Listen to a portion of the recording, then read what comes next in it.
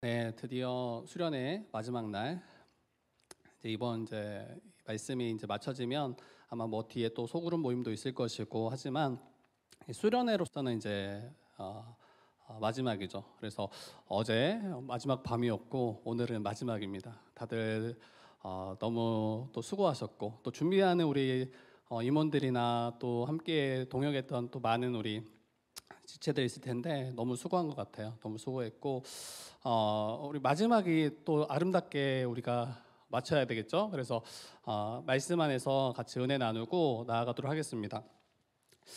본래 제가 준비했던 내용들이 오늘 아침에 제가 쭉 살펴보니까 굉장히 길더라고요. 그래서 거의 어제만큼 길었는데 제가 다 잘랐습니다. 쫙 자르고 제가 그 시간 안에 또 여기 예배가 있으니까 그런 부분을 안에 한번 제가 전해 볼 텐데요. 여러분, 하나님 나라 어제 잘 혹시 들으시고 따라오셨더라면 하나님 나라가 그 막연하고 그냥 죽어서 가는 그런 나라가 아니구나. 본래 하나님이 창조하셨던 그 세상이 가장 복되고 아름답고 가장 풍요롭고 우리에게 가장 좋은 그런 세상, 그것을 우리에게 본래 주셨구나. 그런데 죄로 말미암아 다 깨어져 버린 거죠. 그리고 마지막에 복음을 우리 가운데 선포하셨다. 바로 예수 그리스도, 여자의 후손으로 오시고 또 이 가죽옷을 통해서 우리의 죄를 대신 담당하시고 십자가에서 죽으신 그 예수로 말미암아 나의 죄가, 우리 모든 이의 죄가 사해질 뿐만 아니라 다시 하나님 나라에 들어가게 하시는 것, 이것이 복음이다라고 이야기했어요. 이게 우리가 기독교가 말하는 구원이다라고 이야기했어요. 그래서 하나님 나라를 너무 막연하게 생각하지 않았으면 좋겠고 더 소망할 수 있었으면 좋겠어요. 그리고 제가 이 시간에 나눌 여러분들과의 말씀은 그 하나님 나라를 교회 통해서 풍성하게 누려야 된다. 이게 가장 핵심입니다. 하나님께서 예수 그리스도 십자가 사역으로 사단의 머리를 다 깨뜨리셨어요. 이미 깨뜨리셨어요. 그리고 사망 아래 거하는 자들을 건져내셔서 하나님 나라의 백성으로 다시 부르셨어요. 그래서 하나님이 통치하시고 그 통치를 받는 사람들이 있더라면 하나님 나라는 이미 임했다. 만약에 사단이 여전히 깨어지지 않고 하나님의 백성이 없다라면 하나님 나라는 임한 게 아니겠죠. 그러나 교회를 통해서 그들이 하나님을 예배하잖아요. 그들이 하나님의 뜻을 구하잖아요. 앞에서 아까 기도 인도했던 또 찬양 인도했던 하나님의 뜻을 알기를 원하고 또 그 뜻 가운데 믿음으로 순종하기를 원합니다. 이렇게 간구하는 주의 백성들이 있잖아요. 이 말이 뭡니까? 하나님 나라가 이미 임한 거예요. 그리고 교회를 통해서 이게 드러났어요. 만천하에 하나님 나라가 임했다라는 것을 가시적으로 보여주는 공동체가 바로 교회예요. 교회는 건물이 아니에요, 여러분. 이미 잘 아시겠지만 교회는 하나님의 백성된 자들, 그 자들이 바로 교회예요. 제가 교회이고 여러분들이 교회인 거예요. 그게 성도라고 이야기하는 거예요. 구별된, 세상에 구별된 그 백성, 하나님의 백성이 바로 성도요, 교회입니다. 그래서 교회는 더 이상 이 시대를 본받지 않아요. 로마서 12장의 말씀처럼 이 시대를 본받지 않고 세상의 가치관을 따라 살아가는 것이 아니라 새 시대, 그러니까 오는 세대라고 이야기하거든요. 예수께서 이 땅 가운데 재림하실 때 완성될 그 하나님 나라가 이미 이 땅 가운데 미리 들어와 버린 거예요. 그래서 하나님 나라가 이 세상을 뚫고, 아까 시간을 뚫고 그 이야기 우리 찬양도 있었지만, 물론 예수님은 시간을 뚫고 들어오셨지만 하나님의 나라는 이 악한 세대를 뚫고 이 땅 가운데 지금 임해 있어요. 여러분, 이거를 보실 수 있어야 돼요. 그래서 하나님의 나라의 백성으로 그 나라의 방식을 따라 살아가는 자들, 이게 분명해요. 삶의 방식은 분명해요. 세상은 어떠합니까? 개인주의예요. 자기 중심적인 삶을 살아가요. 자기 유익만을 위해 살아갑니다. 좀 더 나은 사람들은 자기 가족들을 위해 살아갑니다. 그러나 그런 방식을 더 이상 우리가 추구하지 않아요. 예수 안에서 한 몸 된 지체들을 내 가족으로 여기고 받아들이고 사랑 가운데 섬기며 살아가는 자들이 바로 하나님 나라의 백성된 이 교회의 본질이에요. 여러분, 하나님 나라가 임한다면, 여러분 하나님 나라의 그 특징 기억하세요? 하나님 나라가 이 아담과 하와를 통해서 그 나라가 임했을 때, 그 나라가 원래 하나님 창조하셨을 때 그 나라의 세 가지 특징에 대해서 이야기했어요. 이것을 볼 때 정말 하나님 나라가 천국이 맞다, 우리가 정말 소망할 만한 그런 하나님의 나라 맞다라고 이야기를 했어요. 그 첫 번째가 풍요로움이라고 했죠. 풍요로움. 임의대로 마음껏 먹도록, 가난이 없고 궁핍이 없고 빈곤함이 없는. 그 두 번째가 뭐였죠? 사명이 복이다. 사명이 복. 노동이 복이다. 하나님께서 아담과 하와에게 사명을 맡겨주셔서 이 사명을 이룰 때 가장 큰 보람과 기쁨과 만족을 얻도록 하신 것이 복이에요. 그 세 번째 특징이 뭐라고 했습니까? 돕는 배필이 복이다. 그래서 아담에게 하와를 가져다 주실 때, 끌어가실 때 어때요? 붙여주실 때 이 아담의 갈비뼈를 취해서 한 몸임을 밝히 보게 하셨어요. 그래서 아담이 하와를 딱, 하나님께서 하와를 갖다 붙이셨을 때 뭐라고 고백합니까? 내 살 중에 살이요, 뼈 중에 뼈다. 자기의 살 중에 살이래요. 자기의 뼈 중에 뼈래요. 다른 존재로 아담이 하와를 인식하는 게 아니에요. 나와 같은 존재, 나와 한 몸 된 존재로 인식하고 있단 말이에요. 서로를 깊이 사랑하고, 서로를 깊이 사랑하고 이해하고 함께 동역해서 하나님 나라의 영광을 이루는, 이게 바로 하나님 나라의 특징이라고 이야기를 했습니다. 그러면 예수로 말미암아 하나님 나라가 이 땅 가운데 임했더라면, 지금 2023년도 지금 하나님 나라가 임했더라면 여러분 자연스럽게 여러분들이 생각하셔야 될 게 있어요. 그 하나님 나라의 복이 지금 이 땅 가운데 나타나야 돼요. 하나님 나라가 임했다면서요. 하나님 나라가 지금 현재 이 땅 가운데 임했다면서요. 그러면 그 하나님 나라의 복이 이 땅 가운데 드러나야 돼요. 풍요와 또 뭐죠? 그 사명을 통해서 이루는 그 복과, 그리고 마지막으로 뭐예요? 돕는 배필로서 얻는 우리의 기쁨. 이게 지금 나타나고 드러나야 돼요. 그때 저와 여러분들이 더 분명하게 이야기할 수 있을 거 아니에요. 하나님 나라가 정말 임했습니다. 여러분, 어떻게 우리는 그 나라의 복을 실제로 누릴 수 있을까요? 어떻게 그 본래 아담과 하와가 누렸던 그 풍성한 복을 우리는 누릴 수 있을까요? 그 비밀을 제가 알려드릴게요. 그 비밀. 이미 근데 성경에 기록된 거예요. 제가 감춘 게 아니라 이미 기록된 거예요. 여러분, 먼저 돕는 배필부터 한번 제가 이야기 드릴게요. 돕는 배필부터. 여러분, 본래 아담과 하와가 한 몸이라고 했잖아요. 그리고 서로 깊이 사랑하고 서로를 나와 같이 여기고 섬기는 존재. 이게 본래 이 아담과 하와라고 했어요. 그런데 죄로 말미암아 어때요? 다 이 관계가 깨어졌다고 했어요. 원수됐다고 했어요. 여자는 남자를 원하지만 남자는 여자를 다스릴 것이다. 그 원한다라는 단어가 지배한다는 단어와 똑같은 단어예요. 여자는 남자를 다스릴 것이나 지배할 것이나 남자는 여자를 다스릴 것이다. 원수될 것이다 라고 이야기했잖아요. 그런데 예수 그리스도를 믿을 때, 예수 그리스도를 우리가 믿고 그분이 나의 주가 되실 때 어떤 일들이 일어나냐면, 여러분, 예수 안에서 원수되었던 자들, 결코 하나 될 수 없었던 자들, 서로 미워하고 서로와 다투었던 자들, 그러한 자들이 어떤 일이 일어나냐면, 여러분, 예수 안에서 한 몸, 한 가족 되었다라고 성경은 선포해요. 이게 에베소서 2장 14절에서 19절 말씀이에요.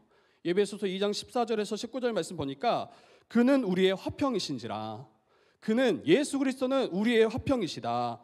둘로 하나를 만드사 원수된 것 곧 중간에 막힌 담을 자기 육체로 다 허셨다.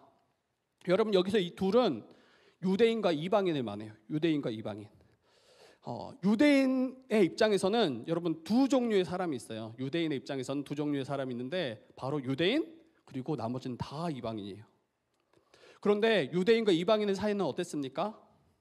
서로 원수예요. 유대인들은 이방인들을 어떻게 여겼냐면 개와 같이 여겼다라고 성경에서 이야기해요.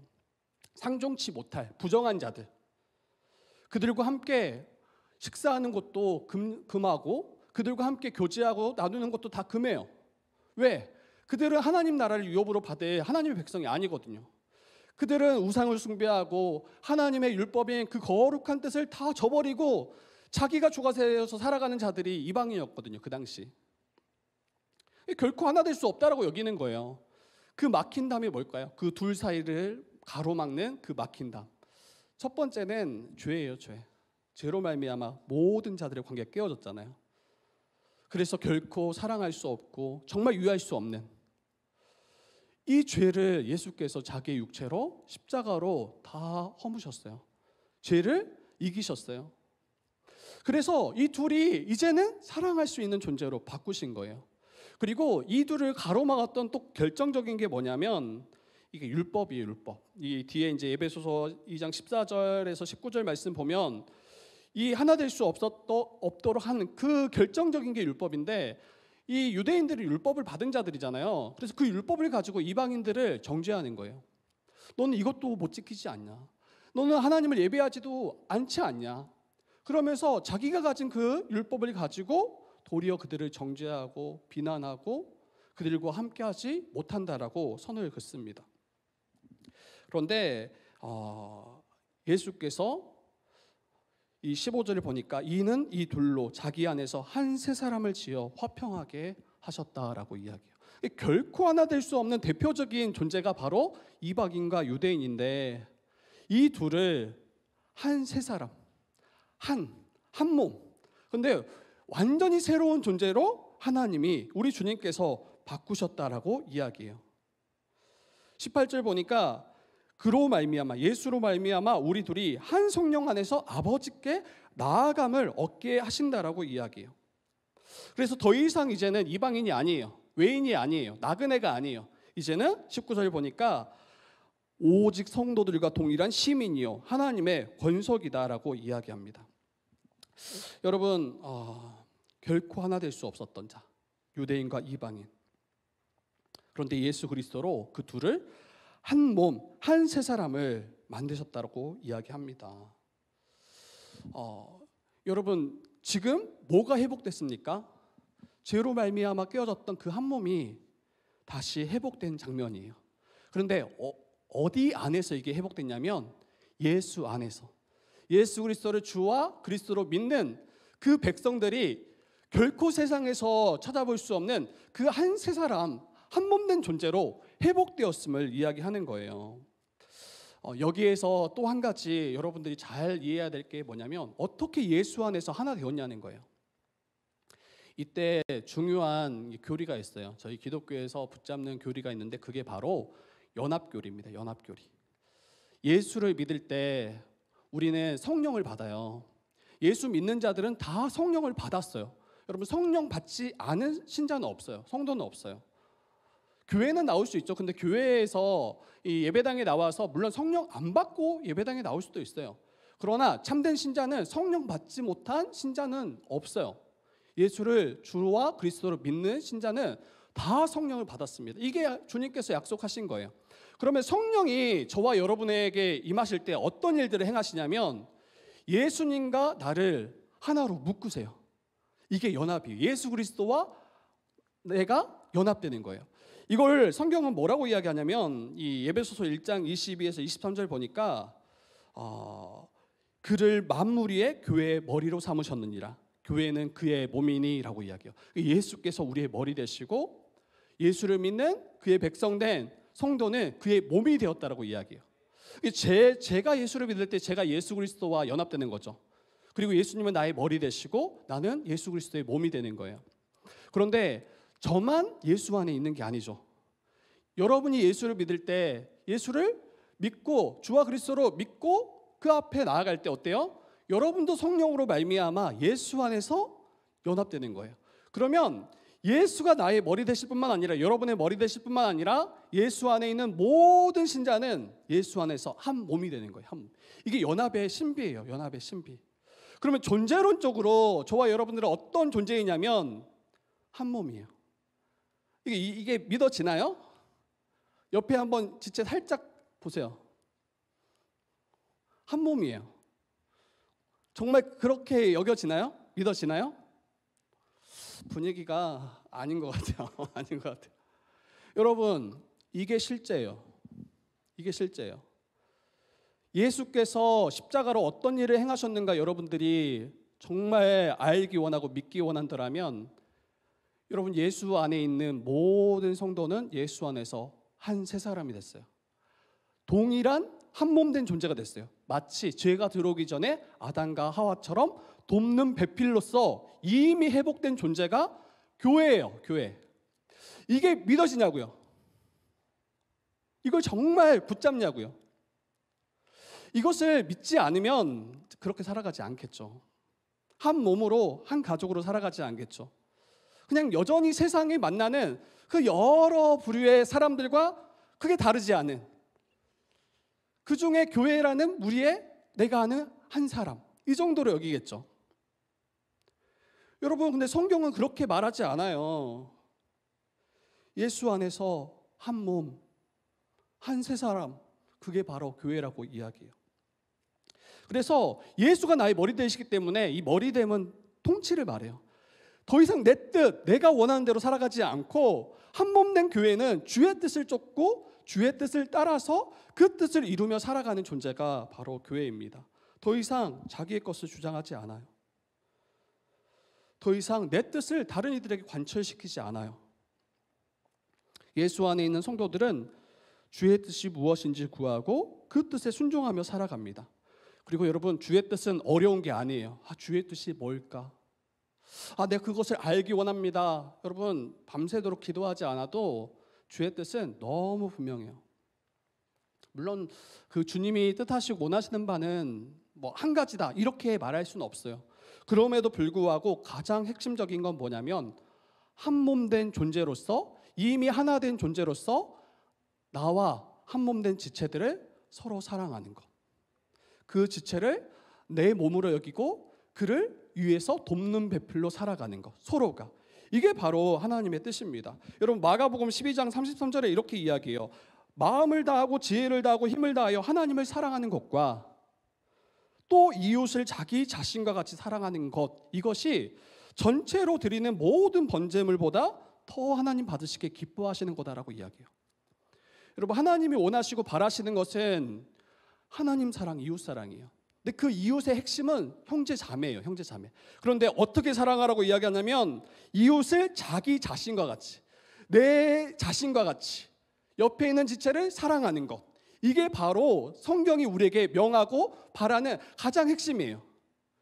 여러분, 그게 본래 아담과 하와였다고요. 아담이 하와를 자기 자신과 같이 여기고 사랑했다고요. 그런데 예수로 말미암아 그 관계가 이미 회복됐어요. 이걸 믿냐고요? 이걸 믿냐고요? 이걸 믿지 않거나 알지 못하면, 여러분, 이제 우리가 교회에 출석하고 오랜 신앙의 세월을 우리가 교회에 있음에도 불구하고 하나님 나라를 누릴 수가 없습니다.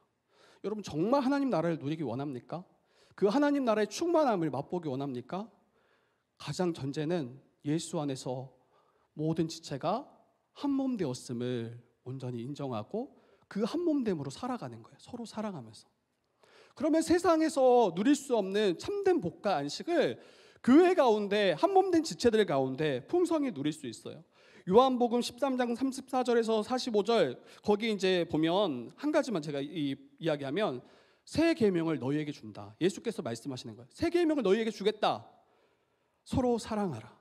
근데 이게 새 계명이 아니에요. 아주 새로운 게 아니에요. 본래 주님께서 말씀하신 건데, 왜 새 계명이냐면, 이전에는 죄로 말미암아 사랑할 수 없었던 거예요. 나를 더 사랑하고 나만을 위해 살아갔던 존재가 죄 아래에 있던 우리거든요. 그런데 왜 이게 새 계명입니까? 예수로 말미암아 이제는 사랑할 수 있는 존재가 되었기 때문에. 예수로 말미암아 그를 믿는 자들이 예수 안에서 한 몸으로 연합되었기 때문에, 보이지 않지만 영적으로 성령께서 우리를 꽉 하나로 묶으신 존재가 바로 교회예요. 여러분, 하나님의 뜻은 분명해요. 서로 사랑하는 거예요. 자기 자신과 같이 서로 사랑하는 거.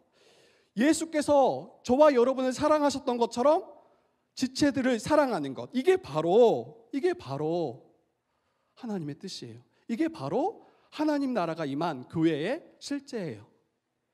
여러분, 이러한 명령을 들을 때 어떤 생각이 드세요? 제가 이렇게 계속 이야기하는데 아마 3분의 2, 이건 뭐 그냥 제가 그냥 혼자 추측하는 거예요. 불가능하다라고 생각할 거예요. 지금 딱 이 이야기할 때 사랑할 수 없는, 내가 결코 하나라고 여길 수 없는 그 사람이 생각날 수도 있을 거예요. 내가 어떻게 저 친구랑 저 인간이랑 하나 될 수 있나? 도무지 맞지 않은, 도무지 하나 될 수 없다라고 여기는 그 누가 생각날 수도 있어요. 여러분, 그때 제가 다시 질문하고 싶어요. 여러분, 정말 예수님을 믿습니까? 예수께서 그 십자가로 이루신 그 놀라운 그 일을 믿습니까? 예수께서 십자가로 우리의 막힌 담을 다 허무셨다라고 성경은 이야기하는데, 죄까지 다 깨트리시고 결코 하나 될 수 없었던 그 모든 것을 다 허무셨다라고 이야기하는데, 여러분 왜 그 담을 다시 쌓고 있냐는 거예요. 그거 누가 쌓았습니까? 여러분이 쌓는 거 아니에요. 여전히 미워할 수 없는 그 이유를 만들잖아요. 여전히 하나 될 수 없는 그 이유들을 계속 만들잖아요. 수많은 이유로 합리화시키고. 여러분, 성경은 그렇게 말하지 않아요. 예수께서 다 허무셨다라고 이야기해요.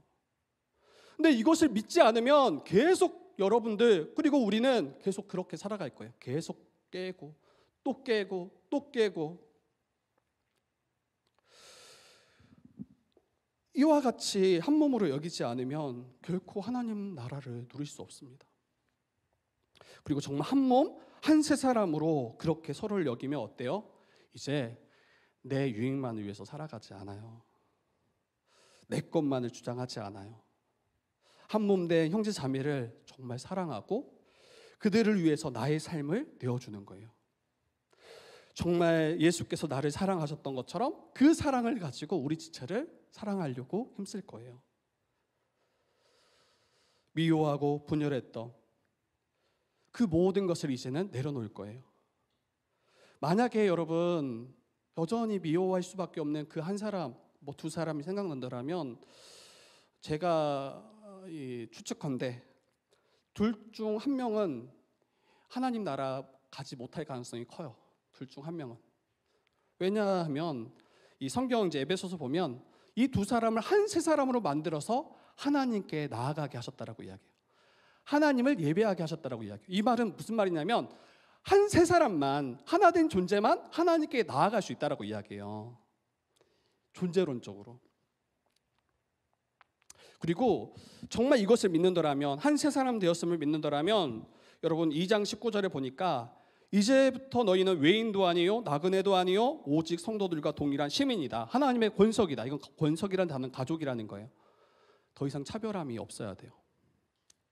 여러분들이 교회 안에서 한 몸 된 지체들을 우리가 함께 마주하고 대하고 관계를 맺을 때 어떠한 차별함도 이 공동체에 들어오지 않도록 여러분들이 막아내야 돼요. 수많은 차별들이 있을 거 아니에요. 학벌로 뭔가를 가르고, 우리의 외모로 무언가를 가르고, 여러 가지 차별들을 다 생각해서 막아내고 하나 되지 못하도록 했던 그것들. 경제적인 수준으로 나누고, 직업의 어떠한 것을 가지고 나누고.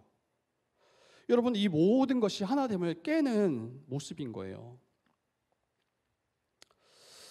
그리고 비방하는 것도 그치셔야 돼요. 우리 이제 아주 쉽게 하는 거잖아요.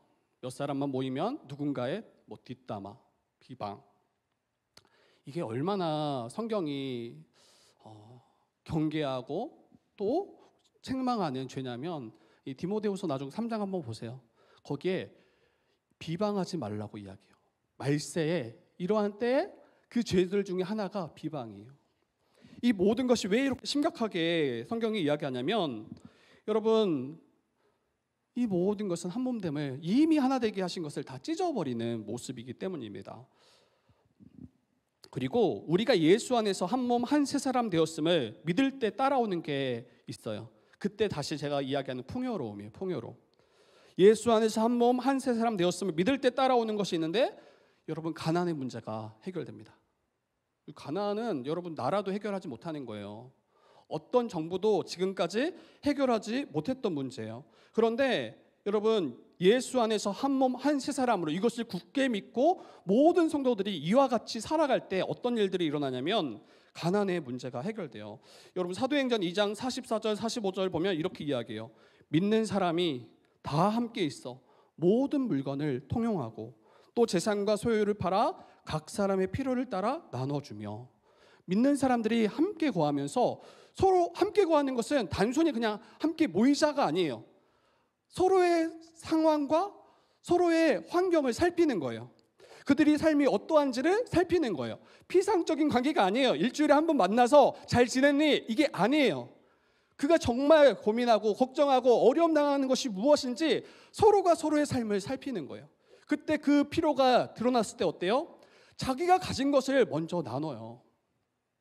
그리고 어떤 문제나 어떤 상황이 있었을 때는 단순히 자기 것을 나누는 것으로 해결되지 않은 문제들이 간혹 생겨요.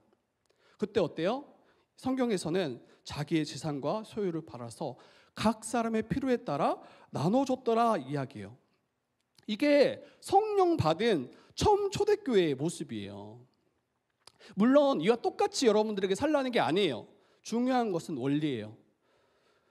정말 한 몸, 한 가족으로 서로를 여긴다면 그와 같이 살 수 있어요. 생각해 보세요. 여러분의 부모님들이 여러분이 큰 위험에 처했을 때, 어떤 질병으로 인해서 큰 돈이 지불돼야 될 때, 그때 여러분이 정말 사랑하는 가족이라면 여러분을 위해서 어떻게 하겠냐는 거예요. 이번 달 경제적인 상황을 보니까 마이너스다. 다음 달에 병원 가자. 이러시겠냐고요. 여러분이 정말 꼭 필요한 어떤 부분들이 있을 때 여러분의 부모님들이, 여러분의 가족들이 그것을 모른 채 하겠냐는 거예요. 물론 정말 상황이 안 돼서, 형편이 안 돼서 이것을 하지 못하면서 고통스러워하고 괴로워하는 우리 부모들이 있을 거예요. 그것은 하지 못함에 대한 아픔이 있는 거지 마음이 없는 게 아니에요. 그런데 정말 예수 안에서 우리가 한 가족, 한 몸이라고 정말 믿는다면 어때요? 우리 형제 자매의 그 아픔들을 외면하겠냐는 거예요. 여러분, 우리는 이야기해요. 하나님의 뜻을 구하죠. 그렇게 살기 원한다라고 우리가 기도하잖아요. 하나님의 뜻은 어렵지 않아요. 하나님의 나라는 멀리 있지 않아요. 여러분 안에 있어요. 근데 그 하나님 나라에 여러분들이 속하기 원하냐고요. 그 나라 가운데 백성으로 거하기 원하냐고요. 그러면 사랑하시면 돼요. 예수께서 저와 여러분을 사랑하신 것처럼. 여러분, 신명기서에서 이렇게 이야기해요. 너희들이 여호와의 말씀을 들으면, 15장 4절 5절 이야기하는데요.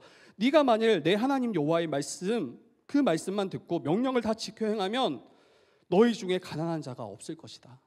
근데 이 말씀이 사도행전 성령이 임함으로 교회 가운데 성취되어요. 그리고 그게 사도행전 그 초대교회만의 일이 아니에요. 오늘날의 모든 교회도 이와 같은 복을 누릴 수가 있어요. 그것을 여러분들이 믿으셔야 돼요. 어떤 분들은 제가 이렇게 이야기할 수 있어요. 저는 교회에 지금까지 속해 있으면서 그러한 교회를 한 번도 보지 못했습니다. 여러분, 혹 그런다 할지라도 여러분들이 정말 이걸 순종하고 적어도 이 청년부 안에서 그것을 믿고 이것을 붙잡고 살아낸다면 적어도 청년부 안에서는 하나님 나라가 풍성하게 누려질 수 있어요. 저거 개척했다고 했죠. 어떤 분들은 제가 개척했다고 하면 다들 불쌍하게 여기서 코로나 시대인데. 그리고 저 성도들이 저희 가정 3명 포함해서 10명이에요. 힘들겠다. 맞아요, 힘들어요. 힘든데, 그런데 우리 지체들이 함께, 저희 이게 한 게 아니에요. 10명인데 모든 지체들이 뭐라고 고백하냐면 너무 행복하다는 거예요. 너무 풍성하다라는 거예요. 너무 풍요롭다는 거예요.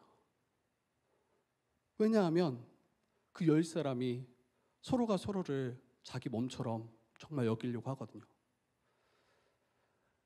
서로가 서로를 정말 내 자신처럼 여기고 그들을 돌보려고 하거든요. 여러분, 이게 현실적이고 가능합니까? 라고 여러분들이 물을 수 있어요. 너무 이상적인 거 아닙니까? 라고 물을 수 있어요. 근데 왜 그렇게 여러분들이 생각할 수밖에 없냐면 여전히 나를 위해서 사는 것이 그게 가장 복되다라고 생각하는 거예요. 여전히 자기의 것을 다른 지체를 위해서 사용하는 것이 내게 유익이 없다라고 생각하는 거예요. 여전히 지체들을 한 몸으로 여기지 않기 때문이에요. 내 가족으로 여기지 않기 때문이에요. 여러분, 믿음은 다른 게 아니에요. 예수를 나의 주, 나의 하나님으로 믿는다라는 것은 그분이 나의 왕 되심을 믿고 그분의 뜻이 내 삶 가운데 이루어지기를 간구하는 거예요. 주, 왕, 나의 왕, 나를 다스려 주십시오. 그런데 하나님의 뜻이 분명함에도 불구하고 그거에 순종하지 않잖아요. 그러면 실제로는 하나님의 백성이 아닐 가능성이 커요. 여러분, 이 땅에서 하나님의 백성으로 살아내지 않으면, 이 땅에서 성령을 통해서 순종하지 않으면 주님 다시 오실 그때에 우리가 하나님의 백성이 아닐 가능성이 있어요. 여러분, 이 땅에서 순종하기를 원치 않은데, 여전히 내 뜻이 더 좋다라고 여기는데 어떻게 주님 다시 오실 그때 갑자기 내가 바뀌겠어요? 그렇지 않나요? 정말 성경을 믿는지, 여러분 주변의 환경과 상황을 믿는지. 세상은 다 이걸 어리석다라고 이야기할 거예요. 세상은 다 그렇게 살아낼 수 없다라고 이야기할 거예요. 여러분, 세상을 믿는지 하나님을 믿는지 성경을 믿는지, 이걸 여러분들이 지금 다시 점검하셔야 돼요. 나는 정말 성경을 믿나? 나는 정말 예수를 믿나? 나의 주 맞나? 그분 안에 참된 복과 참된 안식과 세상이 줄 수 없는 그 모든 것이 있음을 정말 믿나? 여러분들이 그걸 다시 물으시라고요. 여러분, 교회에 된 성도들은 한 몸 된 지체들과 자기의 것을 함께 나눠요. 그게 단순히 물질을 말하는 게 아니에요. 우리의 정서적인 것들. 얼마나 외로운 이들이 많이 있습니까? 얼마나 소외감 가운데 고통하는 이들이 얼마나 많이 있습니까? 그들의 그 음성에 귀 기울이고 그들의 마음을 만져주고 살펴주고, 그리고 때로는 그들이 경제적으로 어려움이 있을 때 그들을 돌볼 수 있는, 이게 바로 교회예요. 여러분, 저희 교회 이제 지체 중에 한 명이 갑자기 이제 평신도 사역자가 되고 싶다라고 저한테 3년 전에 이야기를 했어요. 근데 그 사역이 이제 대학교 사역이에요. 이제 막 시작하는 단체예요. 그래서 대학생들을 만나서 복음을 전하고 싶다고 하는 거예요. 개척교회 이제 몇 명 안 될 때, 더 숫자가 10명이 안 될 때. 근데 그 친구가 실제로는 일을 하고 함께 교회에 물질적으로 함께 섬겨야 되는 부분들이 있었거든요. 몇 명이 안 되니까. 그런데 그 친구가 자기가 여기에 부르심이 있고 또 뛰어들겠다고 하니까 제가 막을 수가 없는 거죠. 하나님이 부르셨다고 이야기하고 그것이 동의가 되니까. 그래서 뛰어들라고 했어요. 그리고 그 지체는 그 단체를 통해서 사례를 많이 받지 못해요. 거의 뭐 차비 정도. 그러면 그 지체가 살아내기가 어렵잖아요. 그때 제가 저희 교회 지체들과 이야기했어요. 우리 할 수 있는 만큼 작정하자. 그리고 우리가 그 지체를 돕자. 그리고 매달 50만 원씩, 지금 3년 넘었거든요. 매달 50만 원씩 그 지체를 저희가 후원해요.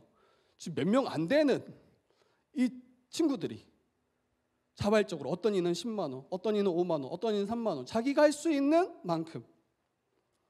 물론 이것 때문에 그 지체의 가난이 다 없어지지 않아요. 그렇지만 빈곤 가운데 고통하지 않아요. 충분히 이 일을 감당할 수 있는, 이 50만 원으로 하는 게 아니죠. 물론 다른 이들이 또 후원하고 돕는 이들이 있어요. 그리고 그 단체를 통해서도 얻게 돼요.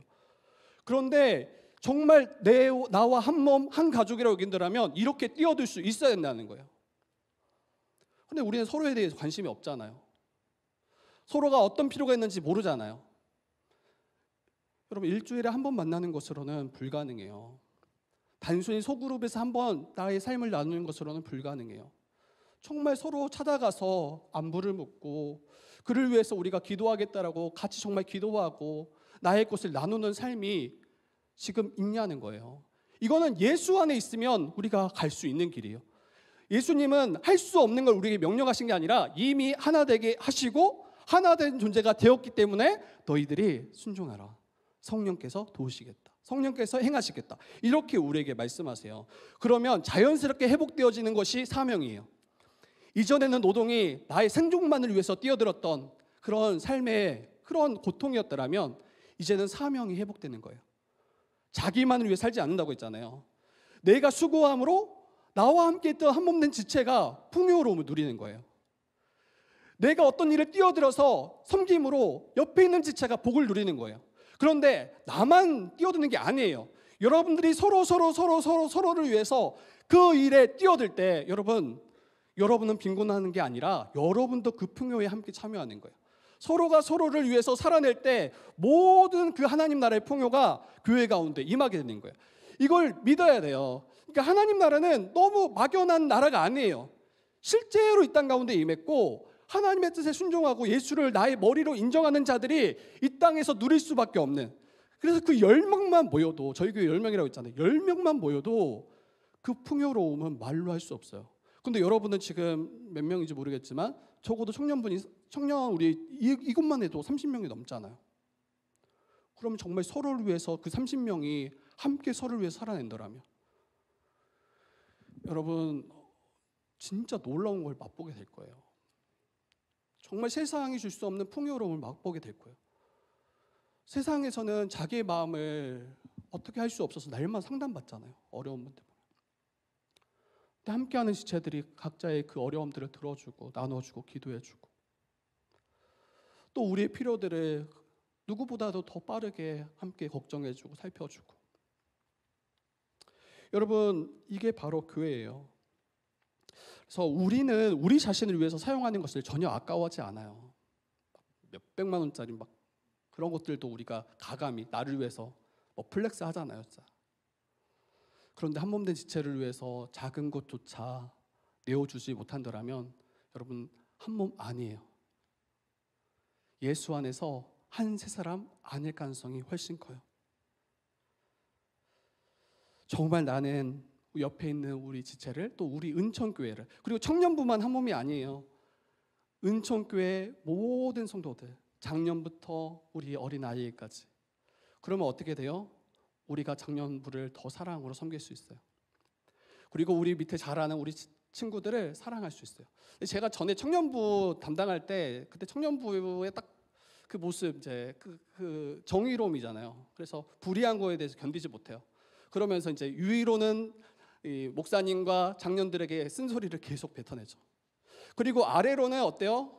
제가 실제 있었던 교회예요. 아래로는 이제 밑에 아이들한테 개념이 없대요.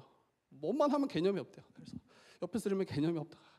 야, 속으로 그랬어요. 너희들이 더 개념이 없다. 너희들이.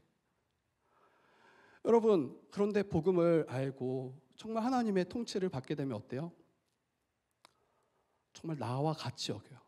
그 장년들의 연약함 내 문제로 여겨요. 어떻게 이 어려움을 우리가 함께 이겨낼지 이와 같이 여긴다고요. 밑에 어린아이들이, 자녀들이 자라가기를 정말 소망하고 그들을 위해서 뛰어들어요. 그래서 교회로서 부르심, 한 몸으로 부름받았다는 것을 여러분들이 정말 믿었으면 좋겠고, 그리고 5분밖에 안 남았네요. 제가 원래 제가 본래는 22페이지를 준비했어요. 근데 지금 몇 페이지 지금 가고 있냐면 9페이지. 지금 절반도 못했다는 거예요. 그런데 제가 5분 안에 한번 끝내볼게요. 5분 안에. 근데 22페이지 다 못 다룰 것 같고, 속으로 또 이런 생각하시는 분 있을 거예요. 이 말하는 시간에 빨리 했으면 좋겠다. 여러분, 이제 오늘 이제 본래 본문은 이제 시작인데 1절에 보니까, 4장 1절에 보니까 너희가 부르심 받은 일에 합당하게 행하라. 부르심 받은 일에 합당하게 해라. 이 부르심은 한 몸으로서의 부르심이에요. 한 몸으로서, 한 세 사람으로서의 부르심이에요. 그러면서 합당하게 행하라. 그럴 때 이 한 몸됨을 힘써 지킬 수 있어요. 그게 2절이에요. 모든 겸손으로 지체들을 대하라는 거예요. 모든 겸손으로. 교만하지 말라는 거예요. 자기를 높이지 말라는 거예요. 주님께서 자기를 낮추셔서 이 땅 가운데 오셨던 것처럼 옆에 있는 지체들을 향해서 겸손으로 대하라는 거예요. 교만한 자들은 결국 모든 걸 깨게 돼 있어요. 자기를 자랑하고 자기를 높이는 자들은 그 공동체를 깨게 돼 있어요. 여러분, 교만하면 안 돼요. 무언가 괜찮은 게 있더라면 여러분 그걸 통해서 지체들을 섬기라고 주신 거잖아요. 그걸 교만의 도구로 삼으시면 안 돼요. 두 번째, 온유하세요. 온유. 제가 온유해야 되는데 지금 왜 이렇게 약간 썩난 것처럼 말하죠? 온유하세요, 여러분. 온유하세요. 온유는 여러분 부드러운 거예요. 그런데 상대의 연약함을 부드럽게 포용할 수 있는 태도예요. 그래서 여러분 우리가 사역할 때, 또 함께 우리 지체들이 함께 교제할 때 어떤 분들이 굉장히 거칠고 막 이런 분들이 간혹 있어요. 그분들이 다 한 몸됨을 깨는 거예요. 이것도 다 자기 중심적이죠. 온유하셔야 돼요. 온유하시고, 그리고 온유할 때 여러분 어떤 일들 할 때 잘 안 되잖아요. 그러면 굉장히 거칠게 몰아치는 분들이 있어요. 결국 그것 때문에 다 상처받아요. 결국 때로는 진리의 문제에 있어서는 단호할 필요 있어요. 참된 복음을 싸울 때는 그걸 가지고 단호할 수 있어요. 그런데 진리의 문제가 아니고서는 여러분 온유하셔야 돼요. 만약 생각해 보세요. 우리 주님께서 여러분들에게 온유하게 대하시지 않았더라면 이제 큰일 나는 거예요. 바로 불 던지시고 막 다 그냥 뒤엎으시고. 우리 날마다 벌벌 떨지 않을까요? 우리 주님 또 욱하실까 봐 약간 막. 근데 우리 주님은 온유하세요. 그리고 세 번째, 오래 참으세요, 여러분. 오래 참으세요. 오래 참으세요. 얼마나 오래 참아야 됩니까? 그냥 오래 참으세요. 근데 오래 참으라는 거에 대해서 뭐에 대한 오래 참음이냐면 오래 참기 힘든 일에 대해서 오래 참으라는 거예요. 나와 맞지 않은 사람들, 나와 내 생각과 맞지 않을 때 그때 오래 참으세요. 언제까지 오래 참아야 되냐면 더 이상 문제가 안 될 만큼, 더 이상 이게 문제가 아니게 될 만큼 그때까지 오래 참으세요. 여러분 오래 참아야 돼요. 이거 더 하고 싶었지만 넘어갈게요. 그리고 마지막으로 사랑으로 서로 용납하세요. 사랑으로. 한 몸이라고 했잖아요. 근데 용납함이 없는 공동체, 용서함이 없는 공동체, 여러분 결국에는 다 떠나갈 수밖에 없어요. 다 떠나갈 수밖에 없어요. 근데 우리는 본래 실수가 많은 사람들이에요.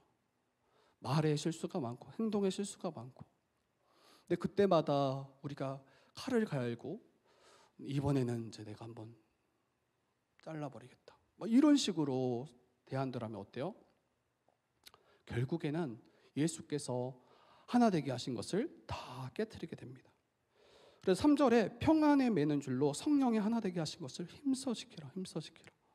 여기서 힘써 지키라는 것은 가장 긴급한 일로 여기고 모든 전력을 다해서 이 일을 행하라는 거예요.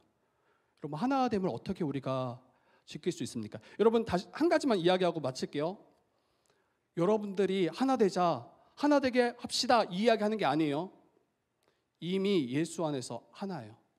존재가 한 몸이에요. 그러면 우리가 해야 되는 것은 하나 되게 하는 게 아니라 하나 되게 하신 것을 힘써 지키는 게 저와 여러분들에게 허락하신, 명령하신 거예요.